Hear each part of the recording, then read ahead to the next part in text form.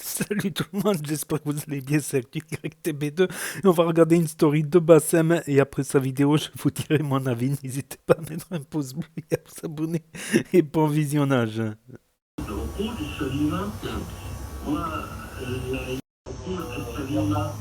Salam alaikum les gens, Bassem Vénitieux 692. J'aimerais revenir sur les propos de notre président Emmanuel Macron qui nous a mis dedans hier. Alors moi je tiens à préciser une chose. C'est mon avis personnel, ça n'engage que moi. Si demain la France rentre en guerre contre la Russie, imaginons, même si ce n'est pas des choses qui arriveront, mais imaginons que les soldats russes sont à la frontière de la France et veulent rentrer en France. Je défendrai la France. Je suis français avant tout. Ce qu'il a fait notre président, il nous a mis dans la merde, on réglera ce problème-là après. L'important c'est de protéger la France et le peuple français et tous ceux qui habitent ici en France. La France est un pays qui a une grande histoire. La France ne va pas se laisser faire. Vous me voyez en train de paniquer. Oui, Bassem, oui, parce que moi je sais c'est quoi les cyberattaques qui vont venir. Je sais comment on va faire chier et embêter le peuple français avec toute cette technologie-là. Même si les Russes, j'aime beaucoup leur mentalité, j'aime beaucoup leur histoire.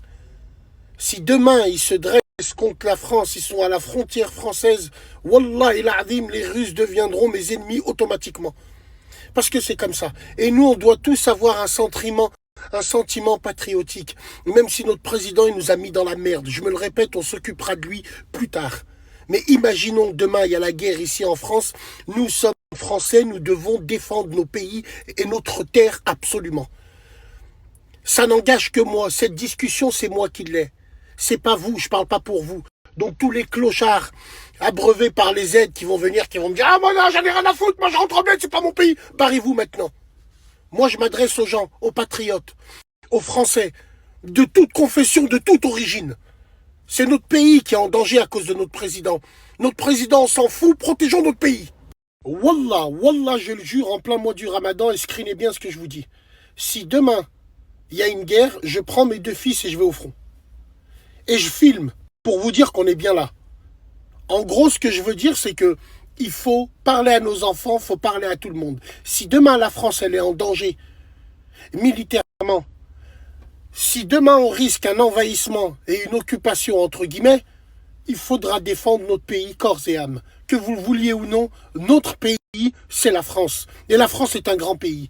Malgré toutes les erreurs que les dirigeants ont fait, la France reste un grand pays avec son histoire, son courage et tout ce qui va avec. Non, le soumis, c'est toi, sale salope. T'es en France, tu grandis en France et tu parles comme ça. T'as vu? C'est les gens comme toi, c'est les enfants de catin comme toi qu'on devrait envoyer au front. La tête de ma mère. Bande de sales merde. Vous êtes allergique à la France, vous êtes là depuis que vous êtes né. Va te faire enculer, toi et tes semblables.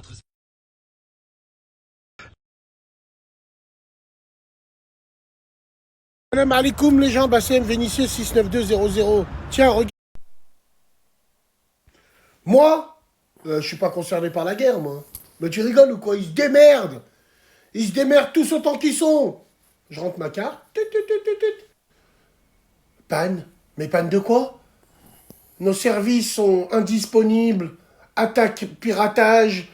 Mais pourquoi j'ai pas ma pension? Pourquoi j'ai pas ma paye? Mais qu'est-ce qui se passe?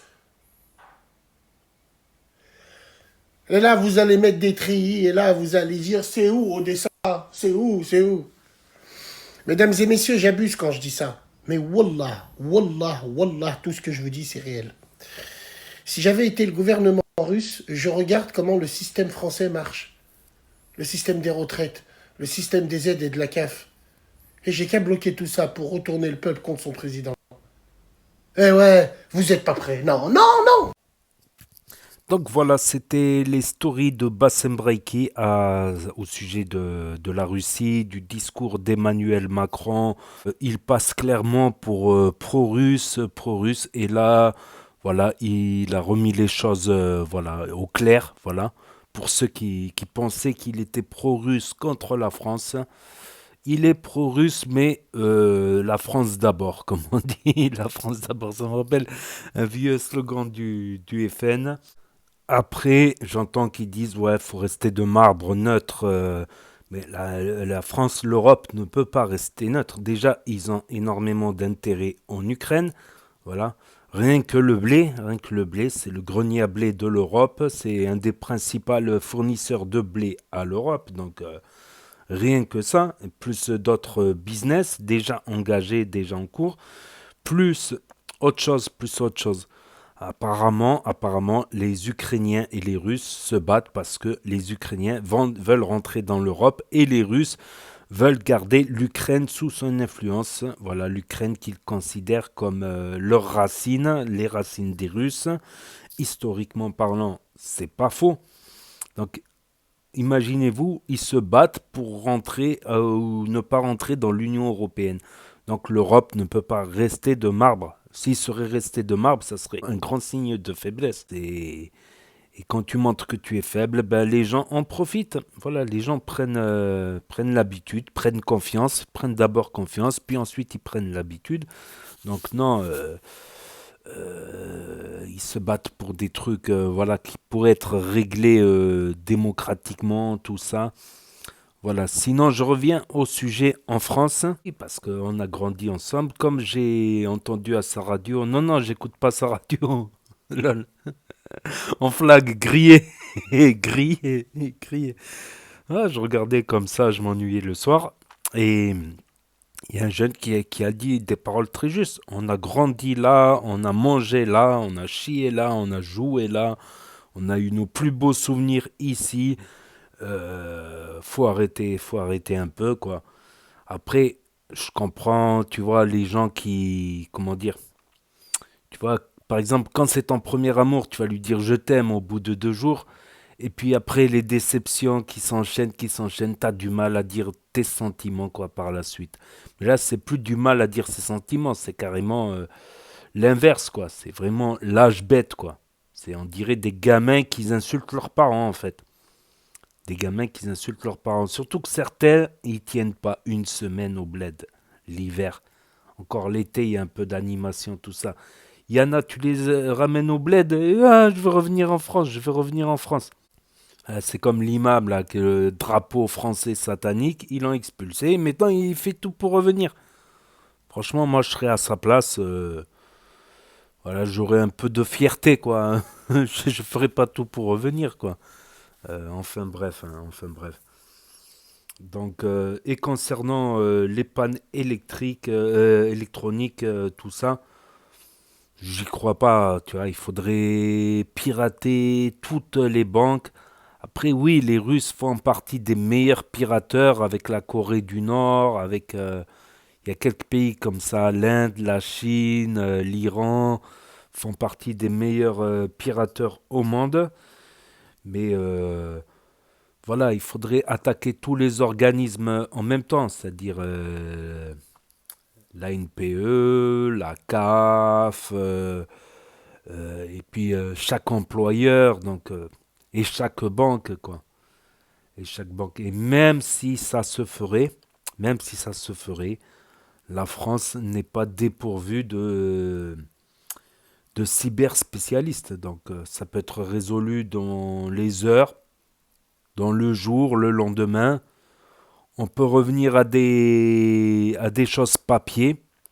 Voilà, des choses papier. Ça fera la queue derrière les banques, certes, des queues interminables derrière toutes les banques et succursales. Donc non, il y aura toujours des solutions de trouver. Il y aura toujours des solutions de trouver. Voilà, l'homme est fait pour s'adapter. L'homme est un ingénieur, il trouve toujours des solutions. Voilà, il se cherche toujours la vie, comme on dit. Donc non, ça, j'y crois pas. Ça, j'y crois pas. Et même des pays en guerre, ils n'arrivent pas à se bousiller. Ils arrivent à faire quelques petites cyberattaques par-ci, par-là, mais pas non plus. Voilà, certains sites, ils sont down pendant un jour. Israël, tout ce qui se sont pris par l'Iran.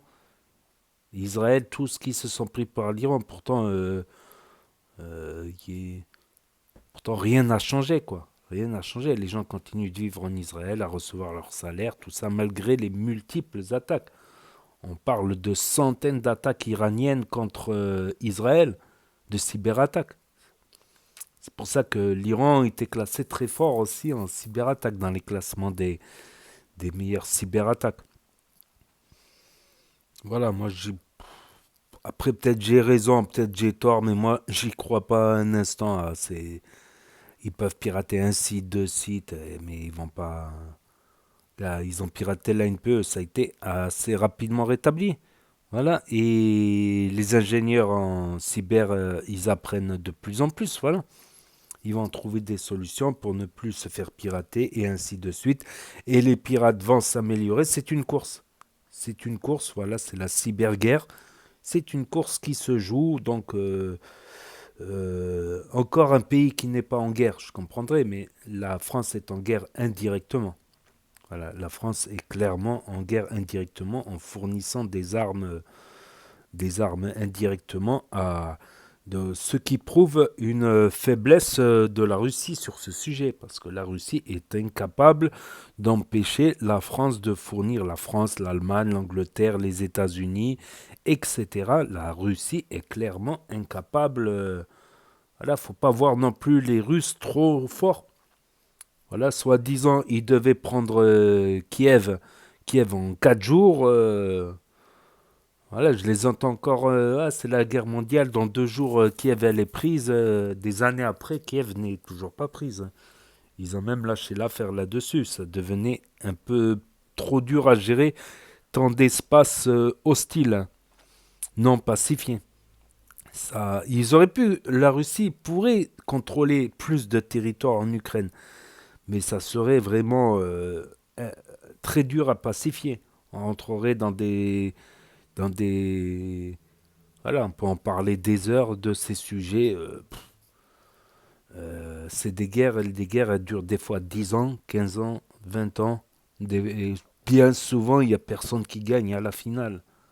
C'est ça le pire. Et bien souvent, personne n'y gagne et tout le monde est perdant. Je pense que dans cette guerre Ukraine-Russie, peut-être j'ai raison, peut-être je me trompe, peut-être je me tromperai, peut-être j'ai raison. Je pense qu'à la finale, les deux grands perdants de cette guerre seront l'Ukraine et la Russie. Et l'Europe qui perdra un peu des crédits également, quoi. Qui aura perdu des crédits. Ça parle de livrer 1 million d'obus par an à l'Ukraine. C'est des trucs de fou. C'est des trucs de fou. La contre-offensive ukrainienne n'a pas marché. Donc je pense que l'Ukraine aura des séquelles très longtemps, même après la guerre. Qu'ils aient récupéré leur territoire ou pas, ou qu'ils soient définitivement annexés, comme la Crimée, le Donbass, tout ça. Et la Russie aura des séquelles aussi, aura perdu pas mal d'hommes et pas mal de business international et pas mal d'économie internationale. D'ailleurs, on voit bien que le PIB de la Russie a chuté, a lourdement chuté ces dernières années. C'est des conséquences. Je pense que dans des guerres comme ça, tout le monde est perdant. Quand j'en vois qui, sur certains réseaux qui disent ouais, la guerre entre tel et tel, faut faire la guerre entre tel et tel pays, personne ne sera gagnant. À moins d'une grande annexion, d'un grand butin de guerre qui compenserait, ça compenserait pas les morts non plus. Ça compenserait pas certains, ça pourrait compenser certains business de perdus, les butins de guerre, mais là pour l'instant, force est de constater que les grandes régions agricoles ukrainiennes ne sont pas prises, voilà, tout simplement. Donc n'hésitez pas à me dire ce que vous en pensez dans les commentaires, à mettre un pouce bleu, à vous abonner, à cliquer sur la cloche. Et je vous dis à très bientôt les amis les potos pour de nouvelles vidéos. Merci d'avoir regardé, c'était Actu YTB2, premier sur les actus, les infos des influx. Tchuss et à plus.